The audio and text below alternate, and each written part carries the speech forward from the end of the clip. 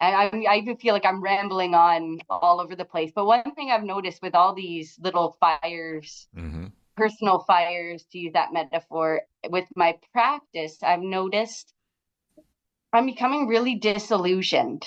Like, what am I doing again? What is Mm-hmm. being? I'm Mm-hmm. really struck, like everything's just slipping away. And I've had a few practices now where woken up with insomnia and I can't sleep. And I'm having those nights where I do some pranayams. I'll do breathing through my feet because I used to get panic attacks in the night when I couldn't sleep. So I haven't had a panic attack, but then Mm-hmm. I'll say, okay, I'm awake. I'm just gonna be, and Yeah. I'll practice. Yeah. And I'm having those practices where I hear what you're saying, where you release your grip 1,000 times, and I'm getting to the point where I think, oh my gosh, like Mm-hmm. my brain's never gonna give up on me. I'm so good at holding on. All of me is so good at gripping. If it's not one thing, it's another thing. If my brain tries one tactic, it's back to the other one. Right. And it's just, but I'm feeling very disillusioned. I feel like Mm-hmm. everything I'm saying is kind of not even real. It's Mm-hmm. sort of not quite it. I Mm-hmm. don't, it's, Okay, now but let me ask you something. Um, yeah. okay, so you've had times when you have experienced things being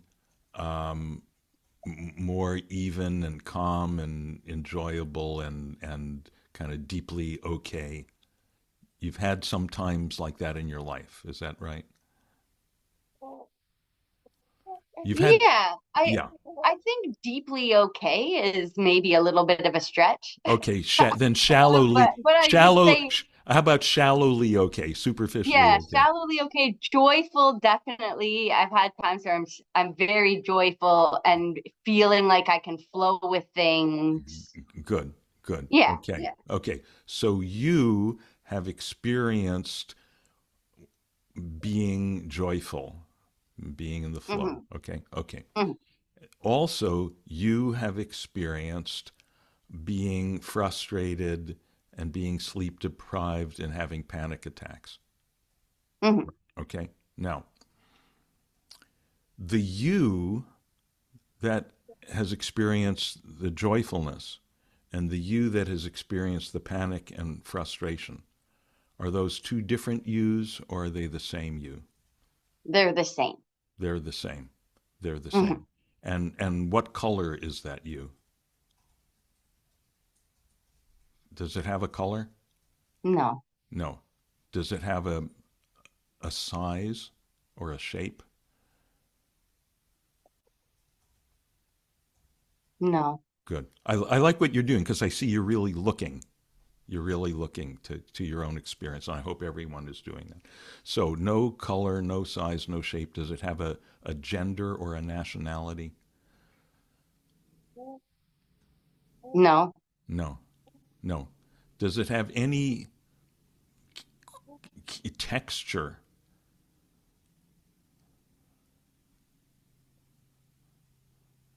no. No, no. Are we starting to get the sense that it has no quality or characteristics whatsoever? Hmm. Yeah, yeah. And yet we know it. We know it. It's the one thing that is the common thread through all of our joyful experiences and stressful panic experiences and every other kind of experience. It's the knower of those experiences. It's the I. Yeah. Very simple terms. It's the I. We all know I. We all have a sense of I. The ant has some sense of I. The elephant has some sense of I. And it's all the same I sense, right? Because as we've seen, this I does not have any gender or nationality, and oh yeah, it doesn't have any species, right? It, Hmm. right? It's the sense of being the, so to speak, the mirror in which all the images are reflected. But the mirror has all the colors reflect in the mirror. The mirror has no color of its own. Hmm. Okay, so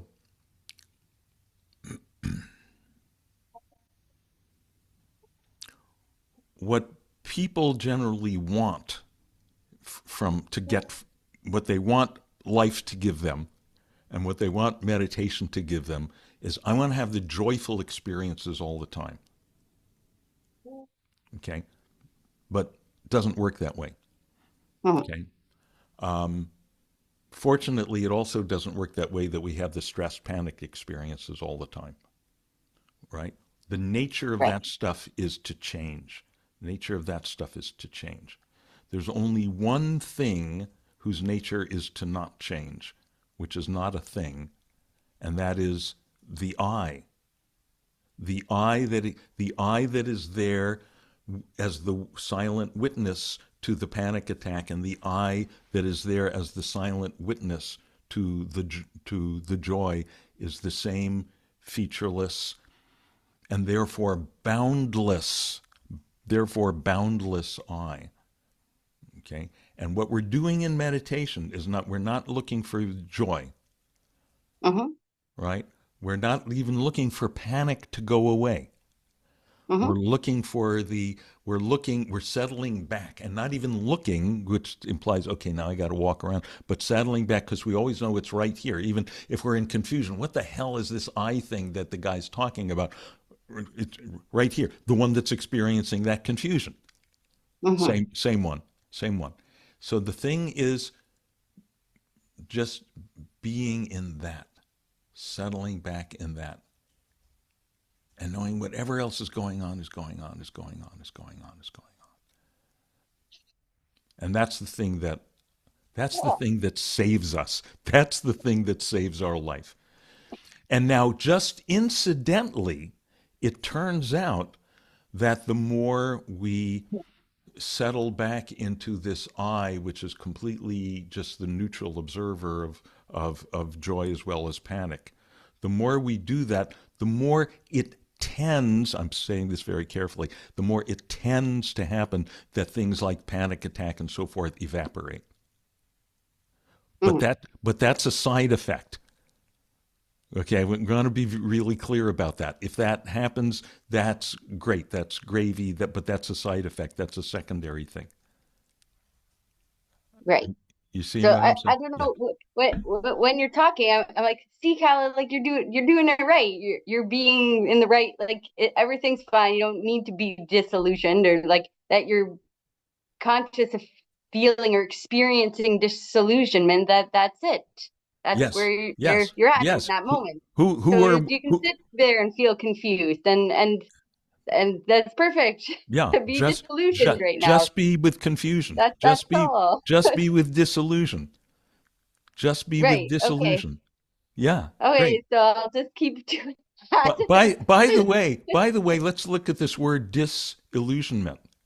Because people generally say that like it's a bad thing. Is it a bad thing to lose your illusions? No, not necessarily. Yeah, yeah. I Yeah, no, live. no, it doesn't have to be. It's yes, it's No, just hopefully we're all seeking ultimate truth here, and in the process of waking up to truth, right. we're going to lose our illusions, Yeah, right? okay. Right? Yeah, And yeah. and if it was an illusion, that's not it.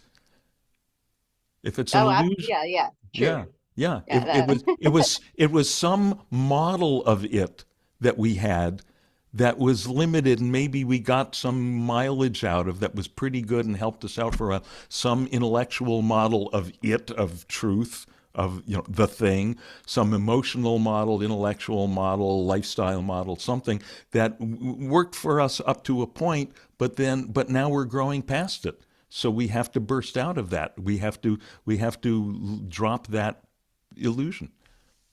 yeah. Hallelujah. And I think maybe the like ego self or person or who like the Caleb, whoever you want to put it, is wants another one of those Oh yeah. illusions. Yes. Yes. Yes. Yes. The That's person. maybe that's part. I think that's part of where like part of that confusion is that identifying with that.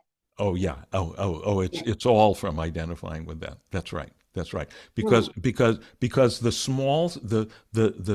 so-called small self, the separate self, the person, the ego, the dean, the kala, thrives on these limited models, on these illusions. That's the nutrition that keeps the thing alive.